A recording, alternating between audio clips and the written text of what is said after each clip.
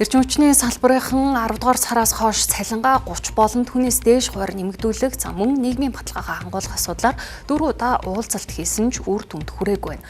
За үндсэндээ ажил хаялт зарлах нөхцөл бүрдсэнийг санууллаа. За иймд засгийн газрыг тогтоолын төслийг өргөн барьж эрчим хүчний салбарын ажилчдын цалинг нэмэгдүүлэх асуудлыг төсвийн тодтоглоор оруулахыг шаардлаа.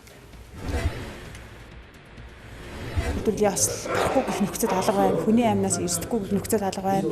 Ажилтнууд ажлаас нь олноороо гарч байгаатай холбоотой эрчим хүчний найдвартай ажиллагаа халагдаж шүү дээ. Одоо удахгүй дахиад л үйл болно. Энэ өвлийг бид нар одоо арай хийж л давлаа шүү дээ, тийм. Маш өндөр ачаалттай ажиллаа хүмүүс маань. Одоо эргээд л энэ байдал маань эргэжил давтагдах юм байна гэж би эрсдлийг харж байна. Хэрвээ энэ чигээрээ байх юм бол цалин хөлсийг бол одоо ажилуулагч маань ингээд банкны зээлэрүүдийг одоо тавиад явж байна. Энэ маань бас цаана алдагдал үүсэж байгаа станцтай.